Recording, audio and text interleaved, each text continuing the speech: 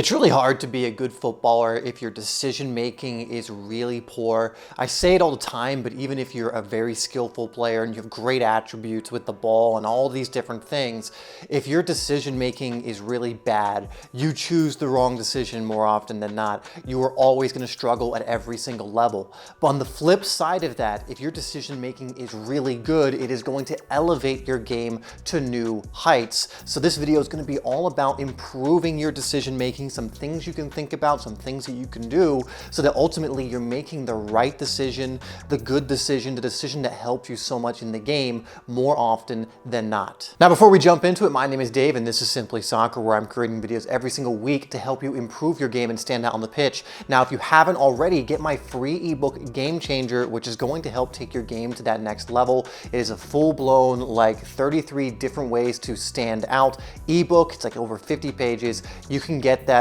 by downloading it for free in the description, or it's the first link in the description. Now let's jump into what these things are you can start doing to improve your decision making. Let's go. Now, number one is a very simple one, but you'll be surprised how few players do this, and it's practice pressure scenarios. You see, a lot of players, when they find themselves in a pressure situation in the match, so let's say you get the ball in very tight space, and you absolutely could escape it by making the right decision, maybe taking a really good touch in one direction that breaks the opponent's momentum, perhaps just very quickly controlling it, turning out and passing to a teammate. But if you're not practicing these situations, your brain is gonna turn off when you find yourself in it, or you feel like you're gonna lose the ball, or if you haven't really just familiarized yourself with that kind of scenario. This is why you can have all the skills, but if you haven't practiced it in game scenarios, it's not going to really help you. And so whatever situations you're finding that you just make poor decisions in, take a look at if it's pressure situations, because this is the most common one, like a player receives the ball and isn't able to play quickly enough, or receives the ball and delays on it, or whatever else it is, or doesn't know someone's behind them, etc.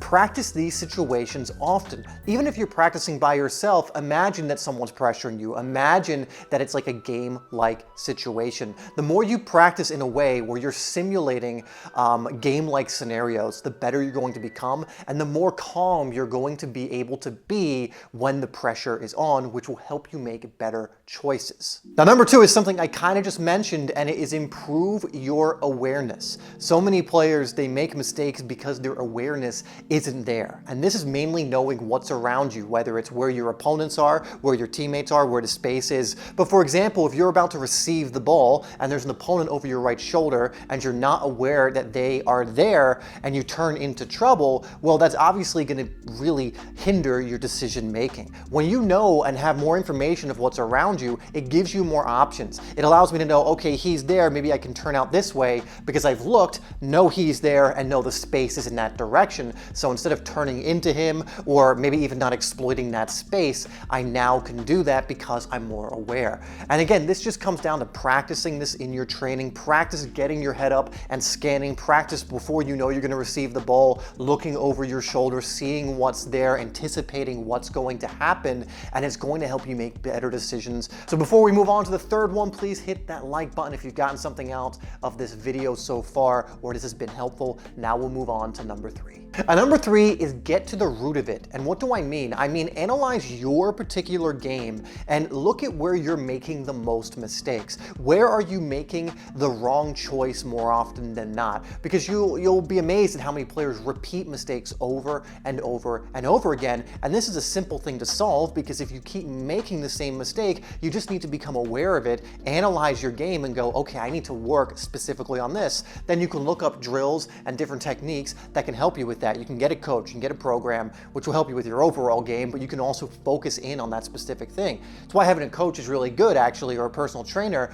because they can look at certain aspects or mistakes you continue to make and then give you ways in order to shore that up and be better at it, so you're no longer making it. Sometimes for a lot of players, there's one or two aspects of their game that if they really focused on that and really shored it up and really got better at it, it would elevate them so much as a player and help them make better decisions all of the time.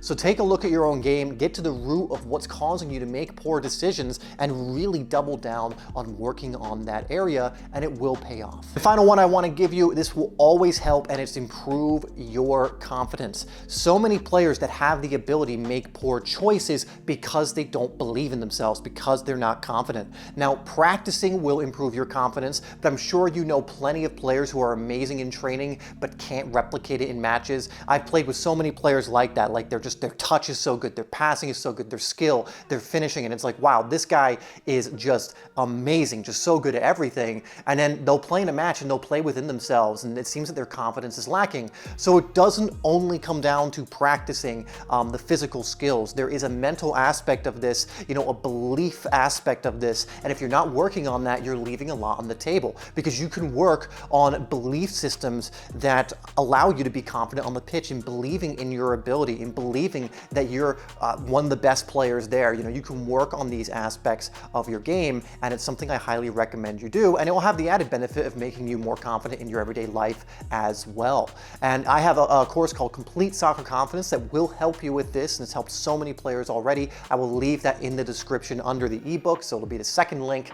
And if you want to really work on this, and confidence is something you struggle with, then it's going to help you massively, because this is specifically for footballers and soccer players. Now, one thing that comes really hand in hand with players who make poor decisions is they're usually losing the ball a lot. And so if that's you, if you're losing the ball a lot, or just want to really know how to retain it more and stop losing it, go check out this video here where I go over why this happens and some of the things you can do to stop losing the ball in your games.